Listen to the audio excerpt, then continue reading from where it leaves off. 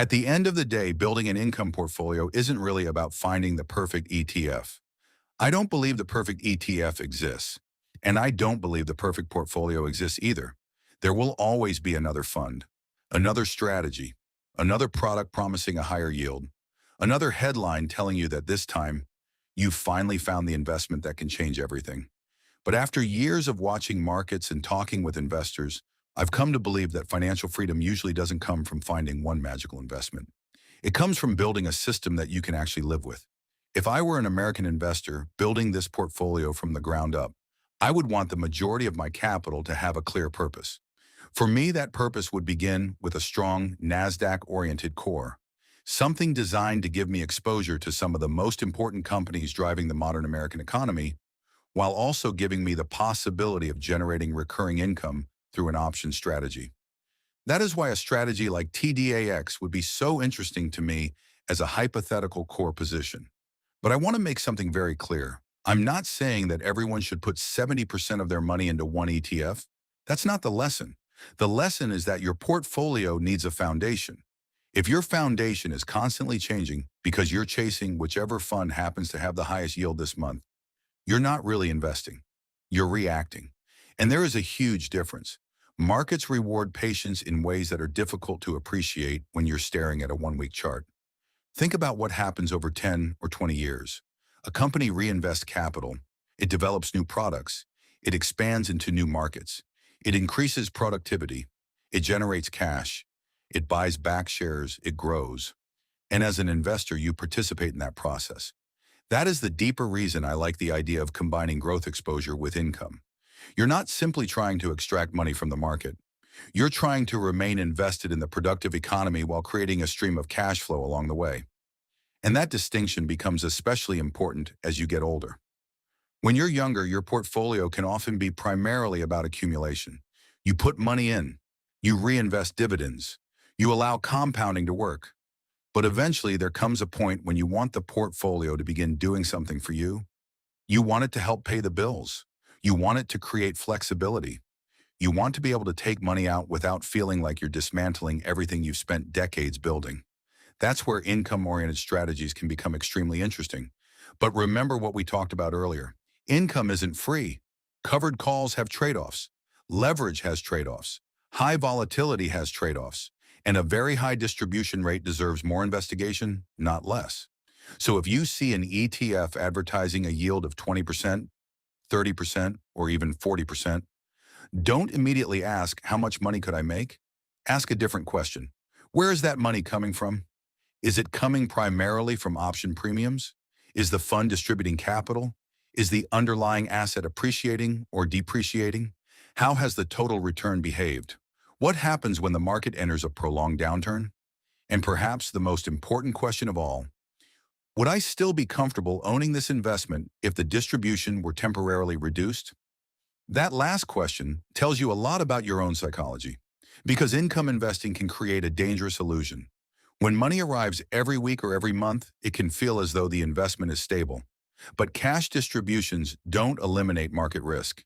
They simply change the way part of the return is delivered to you. That's why I would never judge an income ETF by yield alone. I would look at the entire picture: total return, volatility, drawdowns, underlying holdings, option strategy, distribution history, and the role the investment plays in the overall portfolio. Now, if we go back to our hypothetical portfolio, the structure becomes relatively simple. The NASDAQ 100 is the foundation. Bitcoin and MSTR-related investments are the higher-risk satellite positions. Crypto and technology income ETFs can provide another layer of exposure and cash flow. Gold can provide diversification. Energy infrastructure can add another source of income and exposure to a different part of the economy. And then there is something that doesn't appear on any spreadsheet: discipline. That may actually be the most important asset in the entire portfolio. Because imagine that you build a beautiful portfolio today. You carefully choose your ETFs. You analyze the historical data. You compare total returns. You calculate your expected income. Everything looks perfect. Then the market falls 25%. Technology stocks fall. Bitcoin falls. Your leveraged ETFs fall even more. Your distribution doesn't feel nearly as exciting anymore. And suddenly the temptation appears. Maybe I should sell everything and wait. That's the moment when your investment philosophy matters. Not when the market is rising. When everything is going up, almost everyone feels like a genius. The real test comes when the portfolio is uncomfortable. That's why I would rather build a portfolio with slightly lower theoretical returns that I can hold through difficult markets than build something spectacular on paper that forces me to abandon the strategy during the first major downturn. There is a quiet kind of power in simplicity. You don't need 15 ETFs. You don't need to constantly rebalance every time a new fund launches. You don't need to chase every new financial product. You need to understand what you own. You need to know why you own it. And you need to know what could make you change your mind. That's what conviction really means. Conviction isn't believing an investment will always go up. Conviction is understanding the investment well enough to know why you own it, what risks you're accepting, and under what circumstances you would walk away.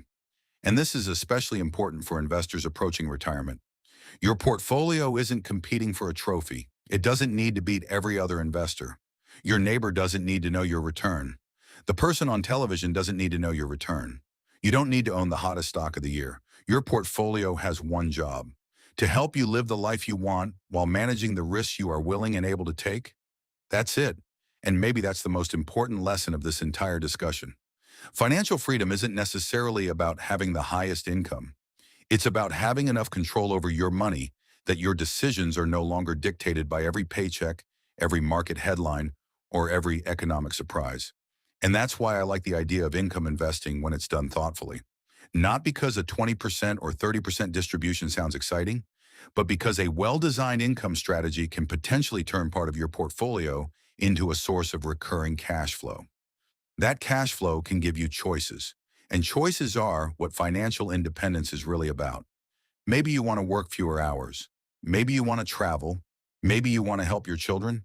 Maybe you simply want to wake up in the morning without worrying about whether your next paycheck is coming. Money doesn't buy happiness, but financial stability can remove a tremendous amount of stress from your life. And sometimes that's worth far more than an extra percentage point of return. So if there is one thing I want you to take away from this video, it's this. Don't build your portfolio around the question, what pays the most? Build it around the question, what can I realistically hold for the long term? Those are two very different questions.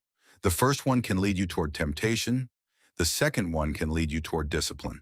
And if I were building an American income portfolio today, I would rather have a strong core, a few carefully selected satellite positions, controlled exposure to higher risk assets, and enough diversification to sleep peacefully at night. Because the goal isn't to win every year. The goal is to still be standing decades from now, still invested, still generating income, still participating in economic growth, and still having the freedom to decide what you want to do with your time. That's the real meaning of passive income. It's not simply money arriving in your account.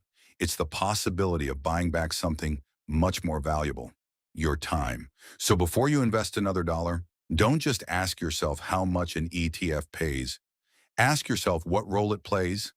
Ask yourself what risk you're taking. Ask yourself whether the income is sustainable. And ask yourself whether you could still hold it when the market stops being your friend. Because in the end, wealth isn't built by the person who finds the most exciting investment. It's often built by the person who finds a sensible strategy and has the patience to stay with it.